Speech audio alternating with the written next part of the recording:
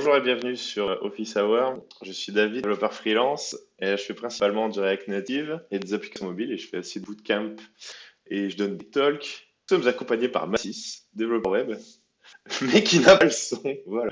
Donc en fait, le concept, tu peux faire des sites. Ouais. Le concept de l'émission, c'était qu'on fasse une réunion de Office Hour en live environ toutes les semaines, toutes les 2 semaines, pendant une heure, pour expliquer comment travaillent les développeurs de façon efficace au XXe siècle. Et voilà. Et alors, normalement, la question que je pose, c'est Mathis, qu'est-ce que c'est l'Office Hour? Et là, tu me réponds, ouais, c'est pas grave, reste dans le chat. Reste dans le chat. À ton avis, pour toi, c'est quoi la définition de l'Office Hour? Dans le chat, voilà, réponds. Ou à votre avis, bonjour à Spirito34. Et oui, t-shirt, très bon t-shirt Figma. Car c'est une émission expérimentale où la définition de l'émission va sûrement changer à chaque épisode. Et donc, c'est une émission hebdomadaire à thème, ouais, carrément, mais ce serait quel thème? Quel est le thème? Alors aujourd'hui, setup macOS. Parfait, bah oui, parce que c'est le premier jour en tant que développeur de Matisse avec moi. Du coup, la première chose qu'on fait, c'est le setup. Du coup, on va aller sur GitHub. Donc pourquoi? Donc en fait, moi, je pense que tous les 2 ans à peu près, je dois changer de machine, un truc du genre. Et j'en peux plus de setup tout le temps, la même chose. Je perds 3 jours à tout faire. Donc, qu'est-ce que j'ai fait? J'ai écrit un script. Du coup, comment ça marche? Dans son script-là, en fait, Mathis a cloné, mais t'as pas trop tout compris, mais c'est pas grave, parce qu'il a un nouveau Mac tout nouveau. Donc le premier truc à installer, c'est Xcode. Soit vous allez sur le store et vous tapez Xcode. Xcode, ça sert pour c'est les développeurs. Et en fait, en gros, ça prend le C++, ça le compile en d'autres trucs. Bon, après, je suis pas super certain de définition, mais je sais que c'est obligatoire pour tout le reste. Euh, Et du coup, si vous clonez ce repo-là, il y a un autre truc. Ah, c'est Brew normalement, c'est pas iBrew, ça devrait être Brew quoi. C'est pas grave, je modifie. Euh, Si vous clonez ce truc-là, il y a un truc qui s'appelle Brew sur macOS, brew.info. Non, perdu. Brew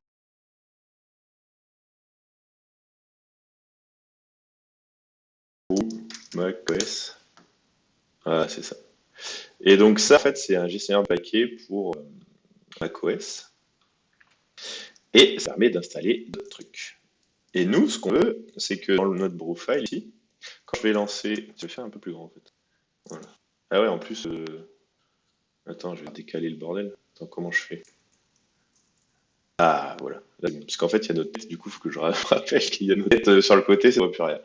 Alors, du coup, ouais, je parlais de brew.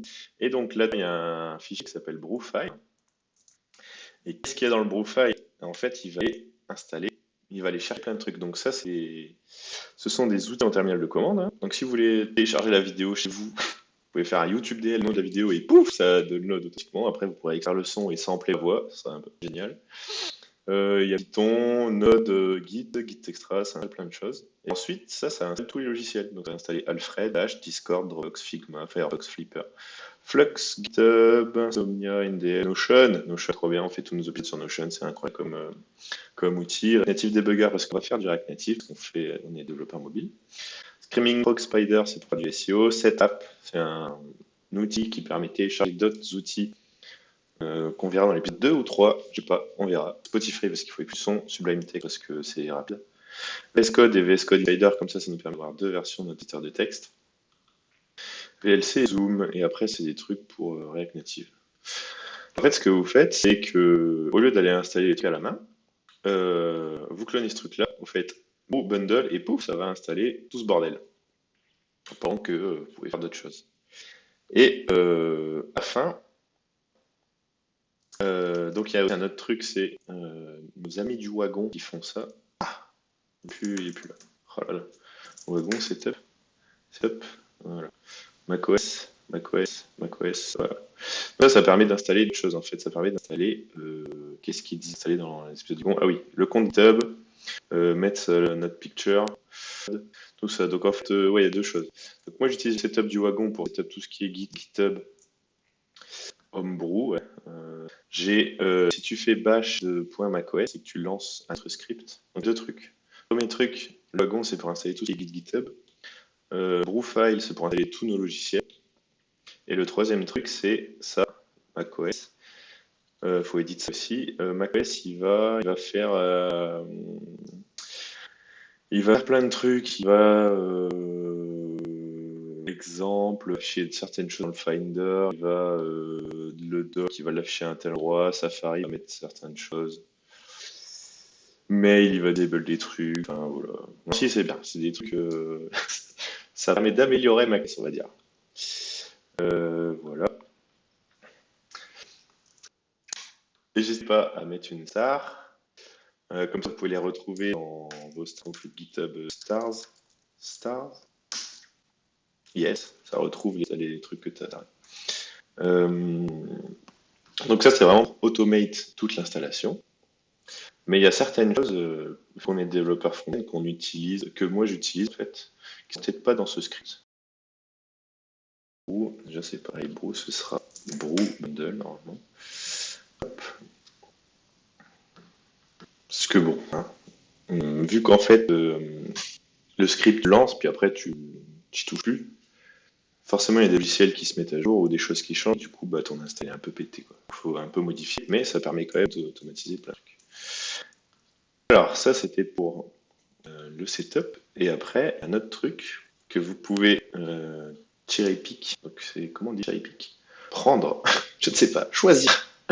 Où ça fait 4 ans que je fais la section des outils que j'utilise en tant que front-end. Non, si c'est pareil en fait. VS Code, tu vois, Dev, ça y est tout normalement. NDM, Insomnia, c'est tout. Homebrew lié, Figma lié, JPEG Mini, peut-être qu'il n'y est pas. Je ne sais plus. SIP, ah ouais, non, SIP, c'est avec cette app que c'est installé. Donc cette liste-là, ouais, je la maintiens trop à jour parce qu'avant, ouais, j'ai fait ça avant d'écrire mon script. Et non, en fait, j'ai écrit mon script et j'installe tout là, quoi.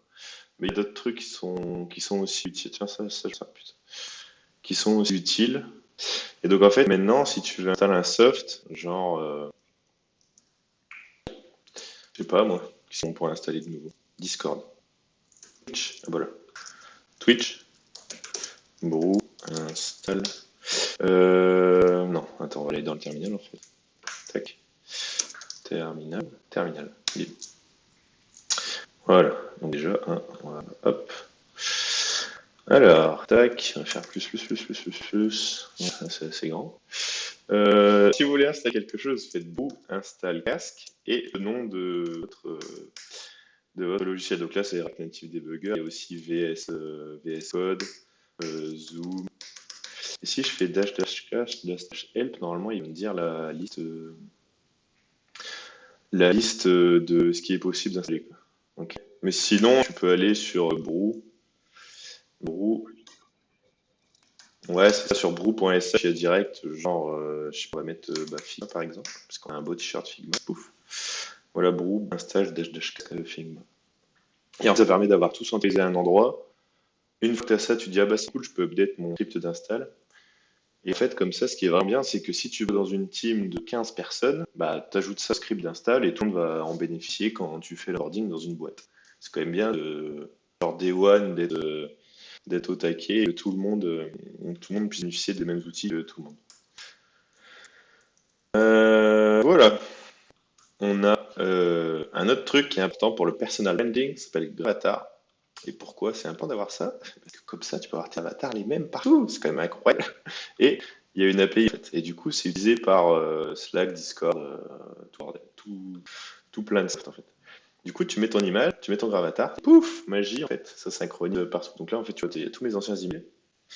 Et comme ça, j'ai le même avatar partout. Comme ça, en fait, si demain je change de selfie, et ben, hop, ça va se mettre à jour partout. Donc ça, c'est bien. C'est important quand on utilise un service de toujours avoir la même face pour le personal branding. quelle est notre mission? C'est automatiser pour être plus efficace. Donc moi, je dirais que notre mission, c'est automate. Automate our task to allow us to be more efficient. C'est pas ça? Efficient. Donc ouais, c'est automatiser nos tâches pour qu'on soit plus efficace, pour nous permettre de faire des vrais trucs. Exemple, je vais pas faire des copier-coller à chaque fois, j'utilise Alfred pour avoir un paste history. Je vais, on verra dans les épisodes de faire dur, on verra. Ok. Donc nos valeurs, c'est donc tout ce qu'on fait dérive de nos valeurs. Les produits que l'on crée, ils nous ressemblent en fait, enfin, ils ressemblent à nos process. Si on a un process bordélique, notre process il va être bordélique. Si on a un process qui procure de la joie comme Marindo, et ben forcément nos produits vont procurer de la joie. Il faut que ce soit accessible. Il faut que ce soit collaboratif au fur et à mesure. Regardez, c'est tellement collaboratif qu'on voit Baptiste qui est direct dessus là, incroyable. Voilà, et à chaque fois, il faut que ce soit rapide. Notre fils, je préfère qu'on ait un produit qui soit rapide bon, ça veut dire plusieurs, ça veut dire rapide à faire, rapide à mettre à jour et rapide pour l'utilisateur aussi. Donc notre process, comment être efficace dès le premier jour? Eh bien, j'ai créé un backlog. Alors, attends, si je clique, qu'est-ce qui se passe? Ce qui répond à la question de notre épisode, comment être efficace dès le premier jour? Eh bien, on a défini un backlog. Donc, je vais revenir sur le backlog. Le backlog, en fait, ça nous permet d'avoir nos idées qui sont dedans. Donc, si tu as des idées Twitch branding, voilà, cette idée, il faut la mettre ici. Après, chaque semaine, en fait, on va voir ce qu'il faut qu'on fasse. Ensuite, doing, c'est quand on est en train de le faire. Bah voilà, quand on finit une tâche, en fait, on l'abandonne. Et après, icebox, c'est quand c'est bloqué. Donc chaque jour, on va faire tu vas faire une ou plusieurs tâches qui sont définies dans le backlog. Ça dépend. Il faut vraiment que ce soit de petits bouts et c'est qu'en une journée, tu as réussi à faire quelque chose. Et on a ça, la toggle track. Toggle track. Ah oui, il a vu les notifications. En fait, moi j'utilise ça, toggle track, si je te le file, pour personnellement, côté développeur junior, c'est pas pour ouais, t'as bossé 1 heure dessus, tu vois, moi, je m'en fous. C'est juste pour si tu veux avoir des stats à peu près sur déjà combien t'as travaillé, c'est bien parce que moi vu que je bosse à distance, eh ben, je sais pas en fait. Des fois, donc chaque montant a cet outil qui s'appelle Toggle Track. Allez, il est où là? Il est où? Toggle Track, ouvre-toi. Comme ça me permet de savoir combien de temps j'ai travaillé. Tu vois. Genre là, vendredi, j'ai travaillé 4 mois, j'ai travaillé plus que 4 heures. 8h50. Et comme ça, en fait, je sais quand je m'arrête. C'est trop bien Toggle Track, c'est parce qu'on a des intégrations avec Zapier. Et donc, en fait, on peut faire Toggle plus email ou genre Slack, tu vois. Voilà. Donc, si tu veux automate ton travail et dire, David, j'ai passé 4 heures sur le montage et il sera en ligne, peux te faire chier à l'écrire dans Slack, bah voilà, tu sais ce truc et pouf, ça va automatiquement envoyer des notifs quand t'auras travaillé dessus, tu vois. Ok. Comment c'est efficace le premier jour? C'est que tu vas utiliser OnePassword. C'est quoi OnePassword? Un truc qui permet d'avoir des passes. Deuxième type de pirate. Alors, parce qu'en fait, on va utiliser différents services que je paye ou non. Et souvent, en fait, les services payants, c'est le prix SMIC, le travail, tu vois, genre prix SMIC. Ça, c'est où il y a le contenu du site. Ou Contentful, en fait, pareil, on va rester avec Contentful. Contentful. Voilà. Donc ça, c'est un CMS, en fait, où il y a le contenu de notre super site Inspiration, qui est sur Contentful. Et en fait, en gros, ah non, on a de la chance. 5 users, c'est gratuit. Bon, des fois, il y a des users, en fait, c'est payant à partir du premier.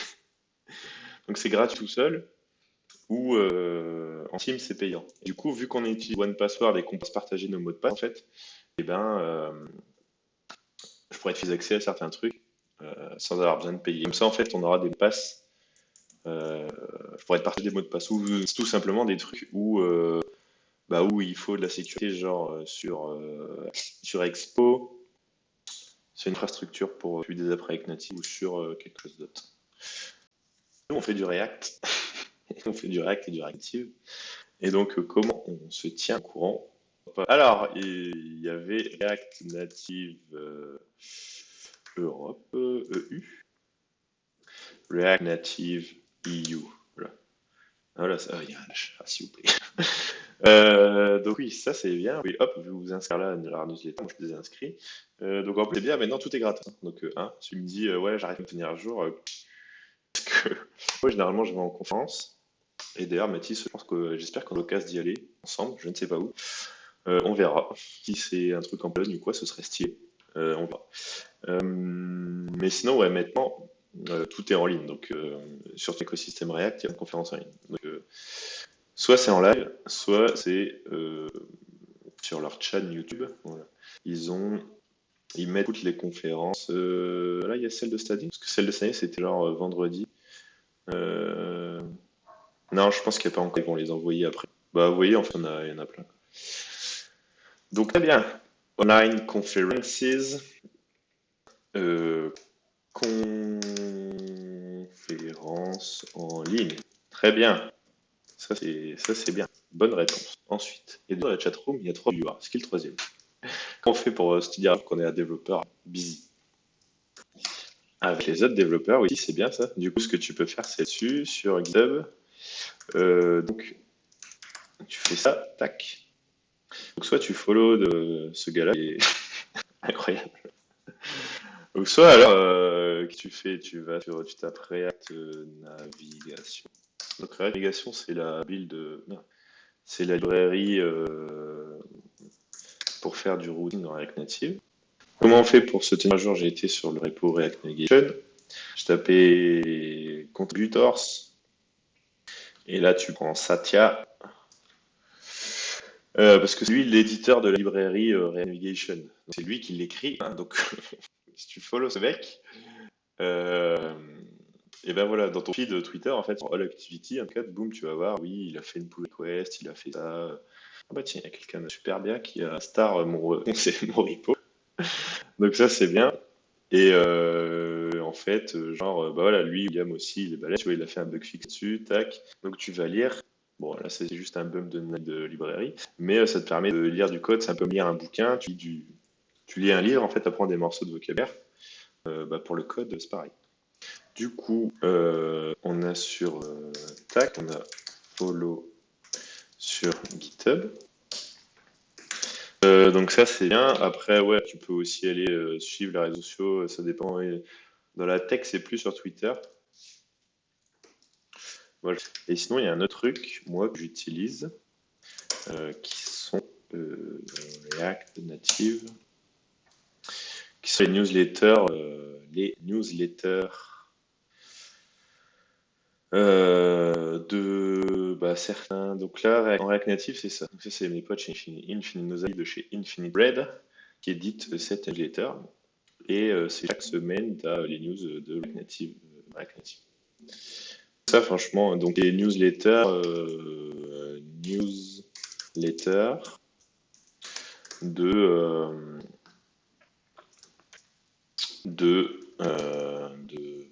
des technologies en fait. Si vous faites, je sais pas, Vue.js, Evan You newsletter. Parce qu'Evan You, c'est le mec qui fait voilà, l'official newsletter. Voilà, vous pouvez, mais abonnez-vous par email en fait. Mais faut pas en faire trop. Hein. Attention. Les newsletters, c'est bien, mais moi, je suis intolérable avec celles que je reçois. Je sélectionne celles que je reçois. Et, euh, et j'élimine le reste, faut pas que ce soit du bruit. Quoi. Après, sinon, un autre truc aussi, les communautés. Donc, communautés. Donc, pour Reactive, il y a celle-là, community.infinithread. Il y a le Slack de Expo. Mais du coup, il y a les communautés de chat en ligne, il y en a plein, quoi. Ça dépend pareil de la technologie que vous utilisez, mais sinon, tac. Et du coup, on va close le stream et on se donne rendez-vous la semaine prochaine. Ciao! The next episode. Parce que là, je t'ai invité, du coup, tu peux faire n'importe quoi. Hein. Et moi, je ne veux pas. Hein. On va mettre la sécurité enfant. D'accord. Il faut que tu aies un approval. Comme ça. Je vais mettre require pull request before merging et require un approval. Comme ça, en fait, je suis obligé de review ton code pour pouvoir merge sur la branche de production. C'est pas mal ça, hein?